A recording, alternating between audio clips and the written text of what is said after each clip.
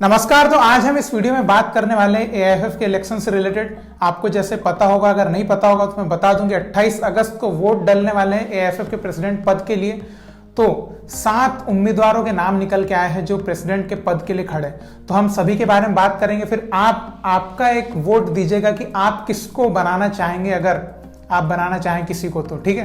तो हम सभी कैंडिडेट के बारे में डिटेल में चर्चा करते हैं कि उनका बैकग्राउंड क्या है और अभी तक फुटबॉल के लिए उन्होंने क्या किया है, कि किस हक से वो प्रेसिडेंट पद के उम्मीदवारी के लिए खड़े हुए हैं। तो सबसे पहला नाम आता है जो कि आपको बिल्कुल पता है, वो नाम है बाईचुंग भूटिया।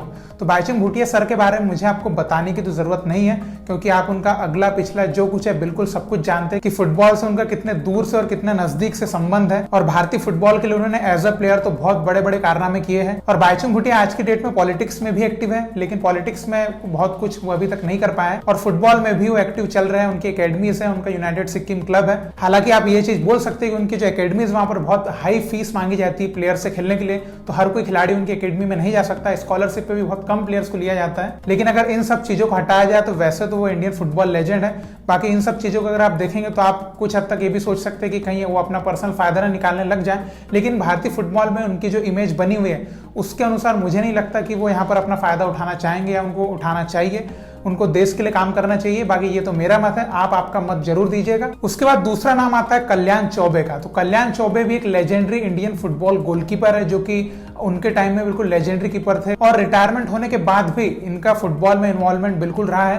कहा जाता है कि बंगाल में जो यूथ डेवलपमेंट प्रोग्राम्स है, यूथ डेवलपमेंट में इन्होंने बहुत योगदान दिया है और देते रहते हैं। तो ऐसा कुछ इनकी कुछ डिटेल्स निकल के आई है।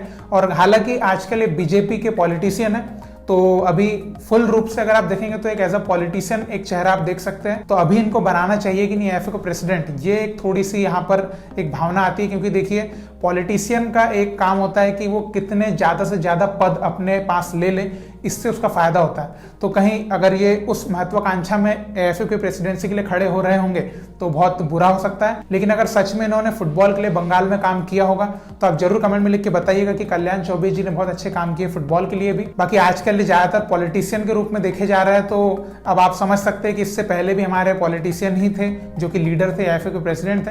तो बाकी फिर आप सोच सकते हैं। तो आप बताइए इनके बारे में आपका क्या मत हो सकता है। फिर तीसरे उम्मीदवार जो है वो एक फीमेल कैंडिडेट है जिनका नाम है वलांका एल्माओ, जो कि चर्चिल ब्रदर्स फुटबॉल क्लब की सीईओ है, यानी कि जो चर्चिल है उनकी बेटी है।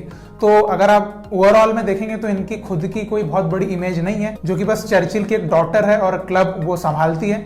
तो बाकी तो कुछ नहीं है। तो अभी इनको इतना बड़ा पद देना क्या सही रहेगा, ये आप जरूर कमेंट में लिख के बताइएगा कि क्या इनके लिए आपका मत हो सकता है। फिर अगले जो कैंडिडेट है उनका नाम है साजी प्रभाकरन। तो इनके नाम से तो आप बखूबी परिचित होंगे, क्योंकि ये फुटबॉल दिल्ली के प्रेसिडेंट है और हमेशा है ना न्यूज वगैरह में, चर्चाओं में, ट्विटर पे तो दिखते ही रहते हैं। तो इनके बारे में आपके क्या मत है। देखिए, दिल्ली फुटबॉल के प्रेसिडेंट तो है ही, साथ में कुछ क्लब्स को कंसल्ट भी करते हैं, डायरेक्टर भी है, और ये पहले फीफा और एएफसी के लिए काम भी कर चुके हैं। तो इनको फुटबॉल का नॉलेज की अगर आप बात करें तो बहुत है। इन्होंने स्पोर्ट्स की ही पढ़ाई भी करी है, स्पोर्ट्स कैसे आगे बढ़ता है वो सब चीज इन्होंने करी हुई है। तो आपकी क्या मत हो सकती है कि क्या साजी प्रभाकरन एक अच्छे प्रेसिडेंट के रूप में देखे जा सकते हैं या उनको बनना चाहिए। तो आपकी जो भी मत हो सकते हैं साजी सर से रिलेटेड, वो भी आप जरूर कमेंट में लिख के बताइएगा। फिर इसके बाद पांचवें कैंडिडेट है वो है एन.ए. हैरिस। तो एन.ए. हैरिस जो है कर्नाटक फुटबॉल एसोसिएशन के प्रेसिडेंट है अभी फिलहाल में, और इसके अलावा विधायक भी है कांग्रेस की पार्टी से। तो अगर आप इनका ओवरऑल एक बैकग्राउंड देखें तो मोस्टली ये पॉलिटिकल एक लीडर के रूप में देखे जा सकते हैं, ना कि किसी फुटबॉल एसोसिएशन के लीडर के रूप में, क्योंकि मोस्टली इन्वॉल्वमेंट इनका पॉलिटिक्स में। और ये उसी पार्टी से बिलोंग करते हैं जिस पार्टी से पहले जो प्रेसिडेंट थे हमारे पटेल साहब, ये सेम पार्टी वाले हैं। तो क्या आप अभी उसी पार्टी के किसी इंसान को देखना चाहेंगे वापस उस सीट पर? तो ये आप जरूर कमेंट में लिख के बताइएगा कि क्या एन.ए. हैरिस भी उम्मीदवार के लिए एक अच्छा नाम हो सकते हैं। फिर उसके बाद अगले कैंडिडेट है अजीत बैनर्जी। तो अगर आप बंगाल से होंगे तो आप इस नाम से बखूबी परिचित होंगे, क्योंकि ये बंगाल का जो फुटबॉल एसोसिएशन है, मतलब कि इंडियन फुटबॉल एसोसिएशन, उसके प्रेसिडेंट है। इसके साथ ही ये जो ममता दीदी है बंगाल की प्रेसिडेंट, उनके ये भाई है।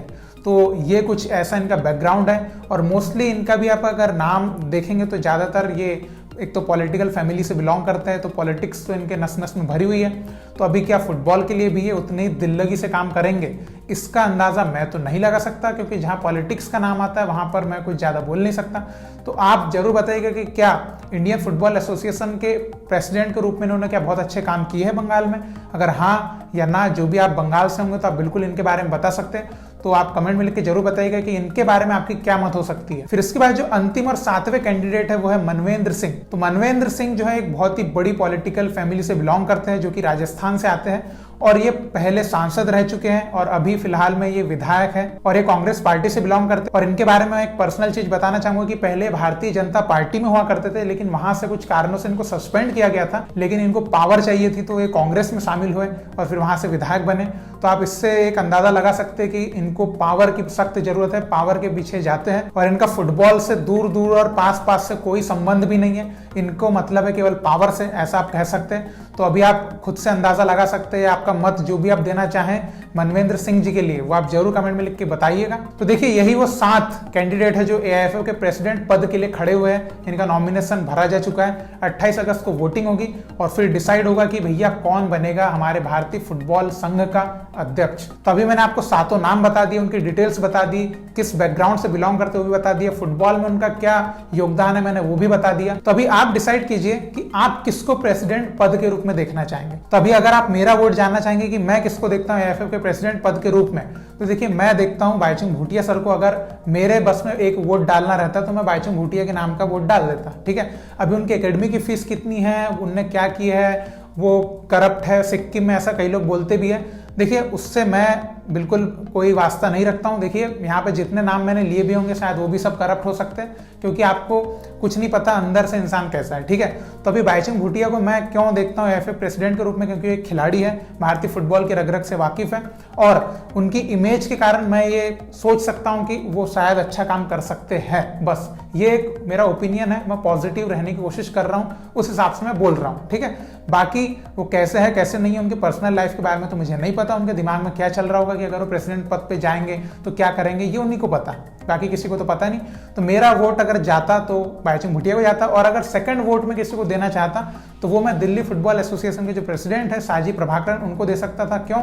क्योंकि उनका जो नॉलेज है फुटबॉल में, वो फीफा के लिए भी काम कर चुके हैं, एफसी के लिए भी काम कर चुके हैं, तो उनको नॉलेज है इस वजह से बस। और वो किसी पॉलिटिकल पार्टी से बिलोंग नहीं करते, ये कारण है बस। इसके अलावा मेरा कोई पर्सनल फेवर नहीं है उनके, क्योंकि वो मेरे घरेलू संबंधी तो है नहीं कि मैं उनके बारे में फायदे की चीज बोल रहा हूँ, ऐसा कुछ नहीं है। ठीक है, तो ये 2 कैंडिडेट मेरी नजर में। बाकी मैं आपसे जानना चाहूंगा कि आपकी नजर में एआईएफएफ के प्रेसिडेंट पद के लिए आप किसको चुनना चाहेंगे इन 7 कैंडिडेट में। देखिए एक नाम यूजेंसन लिंगडो का भी निकल के आ रहा था, लेकिन वो एआईएफएफ की एग्जीक्यूटिव कमेटी में मेंबर के लिए आ रहे हैं, नॉट फॉर प्रेसिडेंट। ठीक है, तो ये बात मैंने आपको क्लियर कर दी। तो आप जरूर बताइए आप किसको वोट देना चाहेंगे अगर आपके बस में वोट देना रहता। हालांकि हम वोट नहीं दे सकते, वोट के लिए उन्होंने एक कमेटी बनाई हुई है, इलेक्ट्रल कमेटी, वो वोट देगी। लेकिन हाई चांसेस, ऐसा कहा जा रहा है कि बाईचुंग भूटिया और कल्याण चौबे जी के हाई चांसेस हैं कि वो इस चुनाव में जीत सकते हैं, इन दोनों में से कोई। बाकी रियलिटी क्या चल रही है वो तो भी अंदर के लोग ही जाने जो कमेटी में होंगे। बाकी आप आपकी राय जरूर दीजिएगा और हम आशा करते हैं कि जल्द से जल्द इलेक्शन हो, सब चीजें सॉर्ट आउट हो और बैन का जो चीज है वो खत्म हो हमारे देश से, क्योंकि हम भारतीय फुटबॉल को बहुत आगे लेके जाना चाहते हैं, आगे देखना चाहते हैं। और सस्पेंशन, बैन ऐसे शब्दों से हम दूर रहना चाहते हैं, हमारी डिक्शनरी में ऐसे शब्द को नहीं रखना चाहते हैं। तो आप आपकी राय दीजिएगा। ठीक है, इसी तरह भारतीय फुटबॉल को सपोर्ट करते रहिए। बहुत बहुत शुक्रिया वीडियो देखने के लिए। जय हिंद, जय भारत।